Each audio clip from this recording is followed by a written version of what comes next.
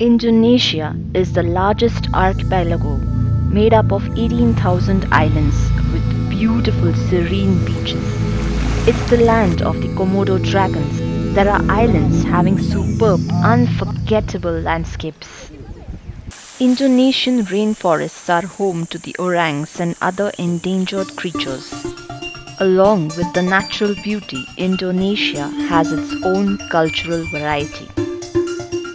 Before I give you details of traveling to Indonesia, don't forget to subscribe to this channel and click the bell icon to get notified for more travel related information. This trip was in mid-May when Indonesia has less rainfall. I took a flight from Pune to Jakarta with a connection at Singapore. At Jakarta, the visa was on arrival for Indians and without any fees for 30 days. I was to fly to Pangkalan Ban in Borneo to visit the rainforests having orangutans, and there were no flights to Pangkalan Ban from Bali. So I took a local airline flight from Jakarta to Pangkalan Ban, then to Tanjung Puting Harbour and boarded the boat on which we would be staying for the next 3 days. It's an open boat for stay with kitchen and washroom facilities. I am going to be on this boat in the dense rainforests of Borneo. How exciting! As the boat moved through the Sikyong River, the landscapes changed. Snacks were served, and we could watch the proboscis monkeys around the boat. At night time, the boats get parked in a particular location in the forest. You need to sleep on the boat, which is open from the sides, and it's an amazing, exciting experience. While in the forest, during the 3 days time period, we could spot the orangutans at Camp Like.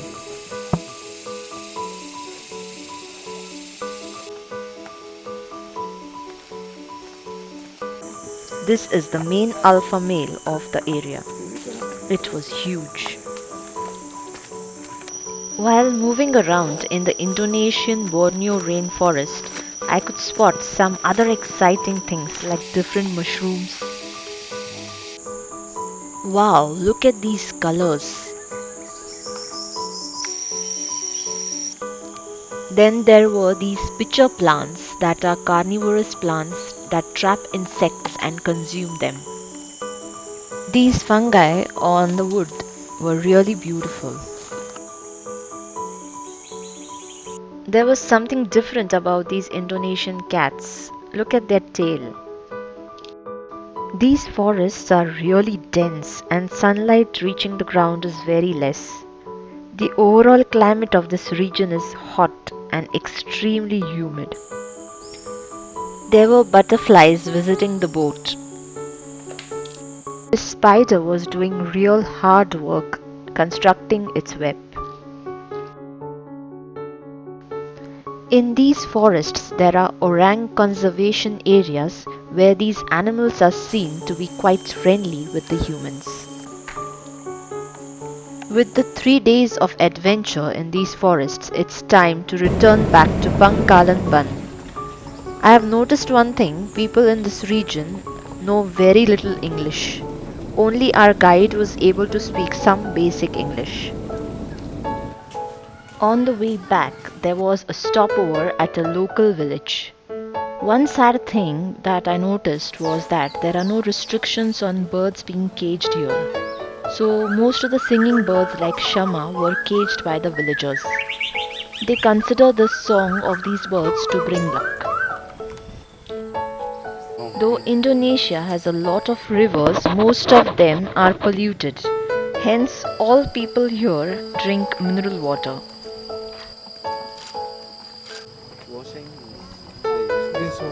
Selamat Jalan meaning goodbye, so we said a goodbye to this village. We are back in Pangkalan Ban and are staying at Hotel Tiara for the night. For dinner at the local restaurant, I took nearly 15 minutes to place an order for watermelon juice and 2 boiled eggs. This I managed using a translation offline app. Before taking the next flight, we got some USD converted at the BNI Bank. 1 USD is equal to around 14,000 Indonesian rupiah. So you can imagine, with a few $100s converted, we became millionaires here. Now we are at the small airport of Pangkalan Ban, which is still not opened. People like us are so used to busy 24/7 airports. But this was a completely different experience for us, all people waiting like this outside of the airport.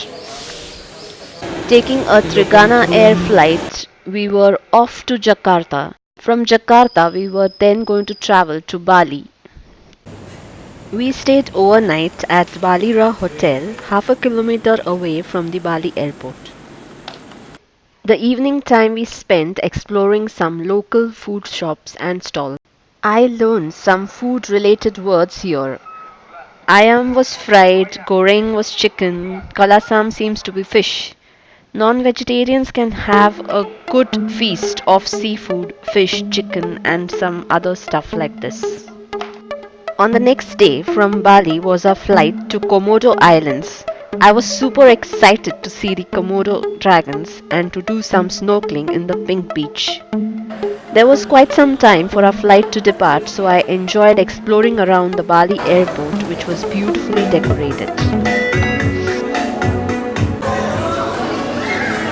We were now in the small plane 2x2 and the time was less than an hour.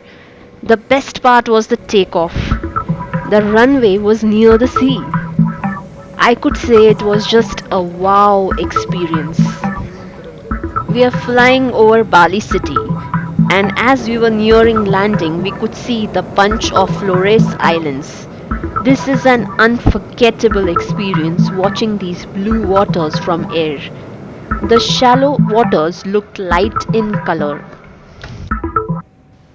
We are in Labuan Bajo now, enjoying the evening in the coffee shop. For vegetarians, fruits are a lifesaver in Indonesia. For non-vegetarians, there is an entire food street near the sea in the evenings. Grilled fish with rice is a specialty here. The next morning, with all our luggage loaded in the boat, we departed towards the Komodo Islands. 2 days we are going to stay on this boat. This is how you are normally accommodated in the boat. Sailing and staying on this boat for 2 days is going to be an out-of-the-box experience for me. This is Ignatius Fendi, our guide for the 2-day tour of Komodo. The light shades of water you can see behind me are the shallow waters where generally snorkeling activities can be done. We are nearing the Rinca Islands. It's hot and humid and we are on the Rinca Islands where we can spot the Komodo dragons. This crab has welcomed us. As we entered, we saw the first huge Komodo dragon. It was nearly 8 feet. The bite and attack of these dragons is fatal to any animal because of their strength. Look at the powerful claws of this animal. A little ahead, they were in huge numbers. I really enjoyed this view. I got a pretty close encounter with this creature and could take really good videos of it in action. This Komodo dragon gave me really grand poses. Another one was walking near the water in search of food. After spending half of the day in the Komodo National Park, we were back on the boat. We had a nice lunch on the boat while going towards the parking area for the night. We have reached the area called Kolong where our boat is anchored. So we are staying on the sea and it's going to be an adventure for night. Behind me are the mangroves where at night we will see some huge bats. Here are the bats and the local people here call them flying foxes. After a good dinner here, we retired for the day. With the view of this beautiful sunrise from our boat, we had a nice breakfast. and then we headed to another area of the Komodo National Park. Here, the guide briefed us about our day hike and also told us about the mythological tale of the Komodo dragon. Here we spotted a baby dragon. The small dragons generally live on trees. In India, we have always seen kakakua birds in cages, but look, this bird we spotted in the wild. A truly amazing experience to see this bird free in the forest. This was a type of snail in this forest. After spending some time in this area of Komodo Islands, we headed ahead. We are now at the Pink Beach for the snorkeling adventure, and I'm going inside for snorkeling.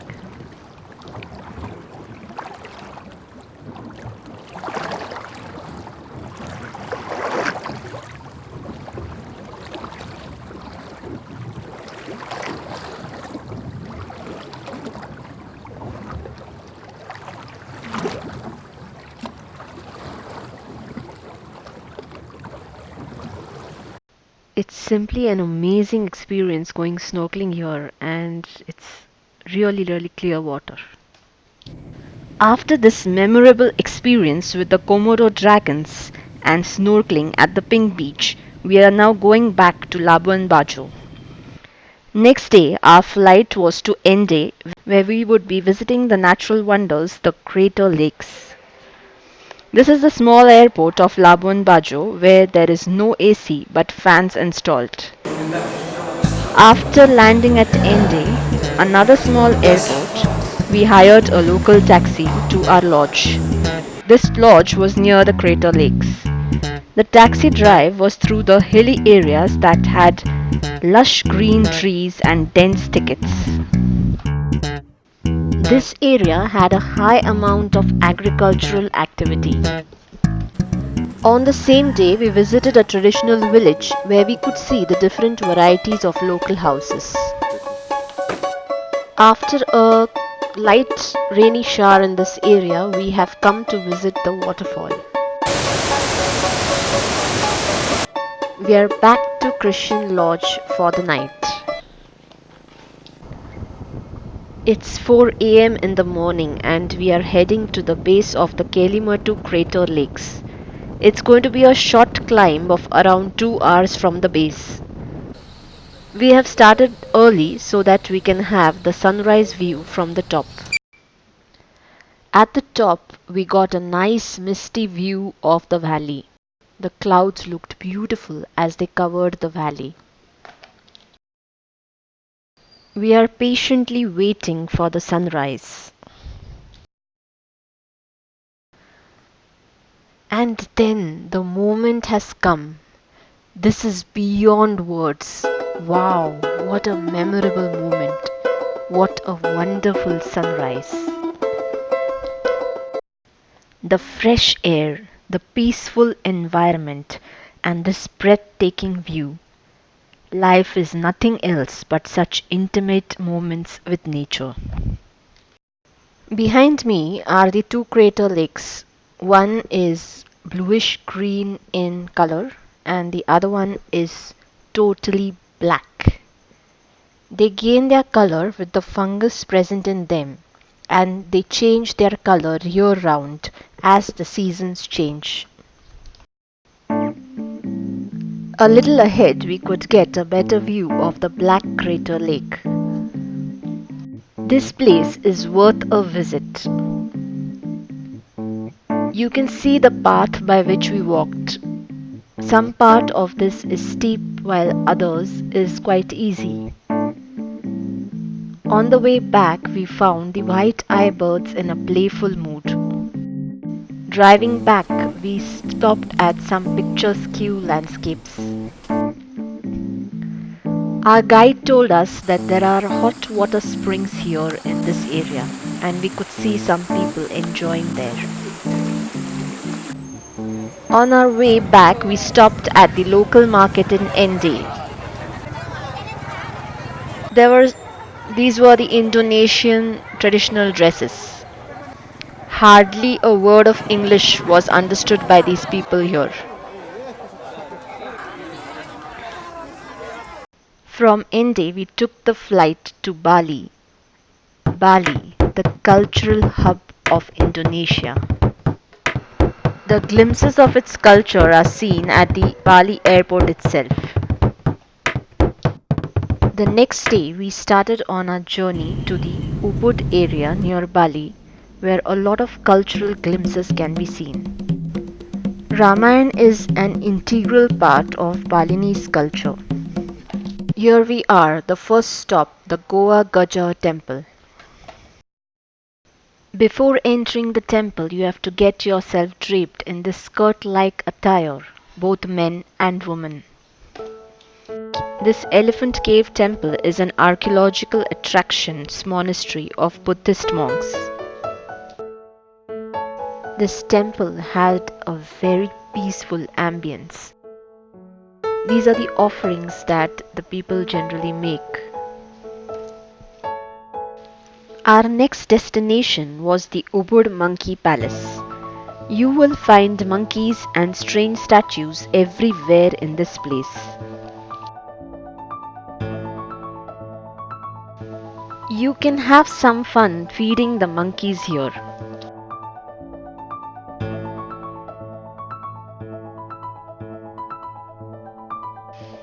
This place is really peaceful.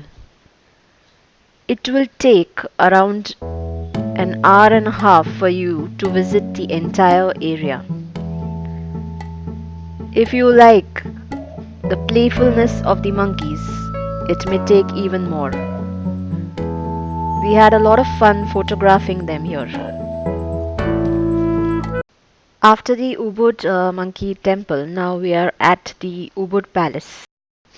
Every historical place in Bali has these statues draped in the sarong at the entrance. They are considered as the guards protecting the place.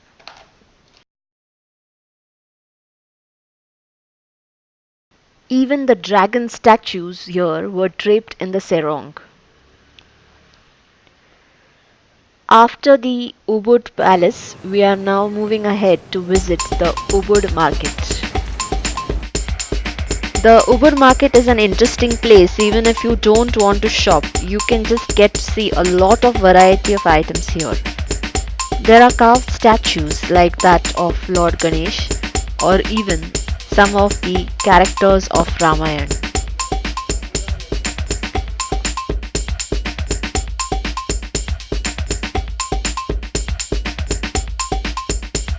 Look at these strange openers, bottle openers.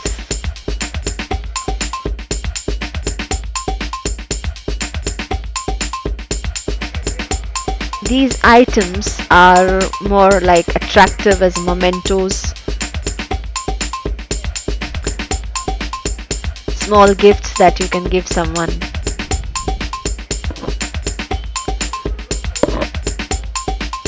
There are a lot of paintings too here. After lunch, we had some fun time in the afternoon at the Bali Zoo. There are some bird and animal shows that go on here. The next morning, we drove for 2.5 hours to visit the Bisakhi temple. Behind me, you can see the Bisakhi temple. It is constructed in steps and it is called as the Mother Temple. There are at least 6 stairs like these to climb. This temple came out unharmed even in the volcanic eruption that happened near it in 1963. The carvings depict the typical Balinese culture.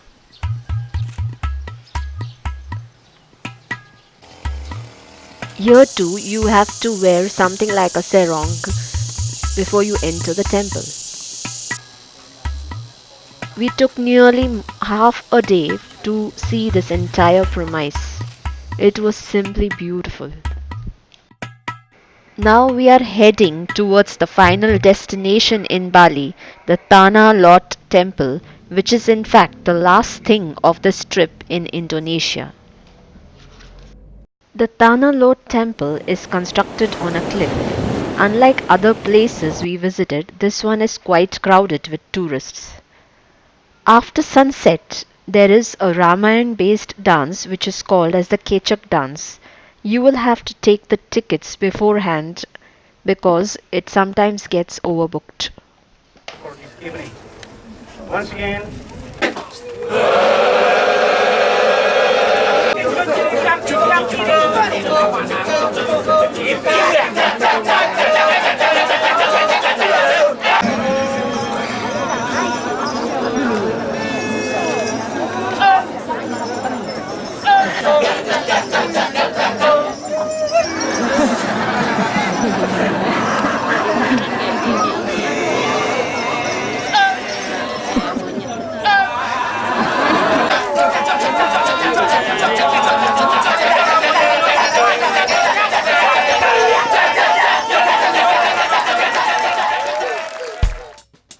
With endangered animals, natural wonders, and cultural highlights, Indonesia was a lifetime memorable experience.